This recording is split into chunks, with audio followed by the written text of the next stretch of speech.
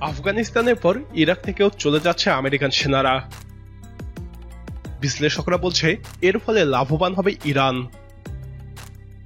মধ্যপ্রাচ্যে ইরানের প্রভাব আরও বাড়বে।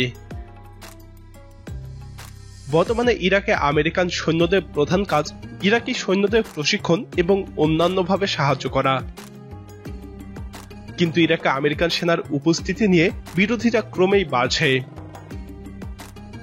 ইরাকে থাকা ইরান সমর্থিত রাজনীতিক এবং মিলিশিয়া গোষ্ঠীগুলো এ ব্যাপারে বিশেষ তৎপর। তারা চায় এখনই মার্কিন সৈন্য প্রত্যাহার করতে হবে। বিশেষ করে 2020 সালের জানুয়ারিতে মার্কিন ড্রোন হামলায় জেনারেল কাসেম সুলাইমানের মৃত্যুর পর মার্কিন সৈন্য প্রত্যাহারের দাবি জোরদার হয়েছে। ইরাকি পার্লামেন্টে আমেরিকান সৈন্যদের বিতাড়িত করার বিল পাসও হয়। আমেরিকান সৈন্যরা চলে গেলে ইরাক দীর্ঘমেয়াদে যে বাস্তবতা তৈরি হবে তাতে ইরানের লাভ হবে। 1979 সালে ইসলামী বিপ্লবের পর থেকেই ইরান চেষ্টা করছে আশেপাশের দেশগুলো থেকে আমেরিকান সৈন্যদের বিদায় করতে, যাতে করে ইরান এই অঞ্চলের প্রধান শক্তি হতে পারে। তবে উপসাগরীয় দেশগুলোতে ইরান সেই সাফল্য পায়নি, কারণ ইরানের উদ্দেশ্য নিয়ে ওই দেশগুলোর মধ্যে এখনো প্রবল সন্দেহ রয়েছে। ফলে উপসাগরীয় 6টি দেশেই এখনো আমেরিকান সামরিক ঘাঁটি রয়েছে।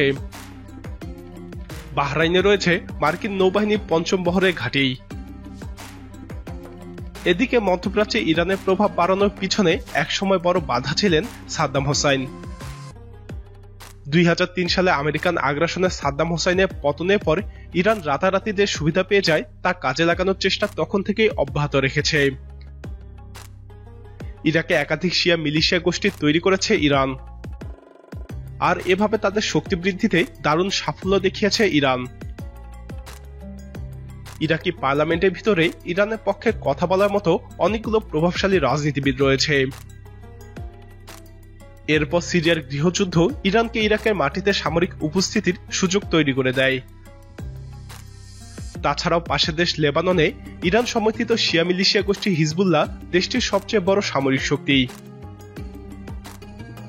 ইরানি নেতারা মনে করে তারা যদি সমান্তরালভাবে উপরে এবং তলে তলে চাপ অব্যাহত রাখেন তাহলে একসময় আমেরিকা হয়তো মনে করবে মধ্যপ্রাচ্যের সামরিক অবস্থান এবং তৎপরতা আর তাদের স্বার্থের পক্ষে নয়।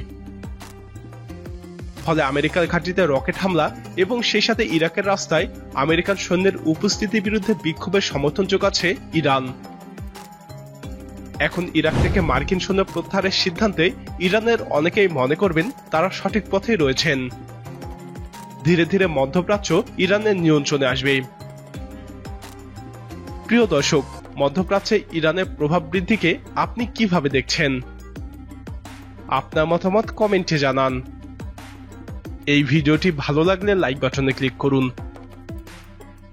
নিয়মিত এরকম ভিডিও পেতে আমাদের চ্যানেলটি সাবস্ক্রাইব করে আমাদের সাথেই থাকুন।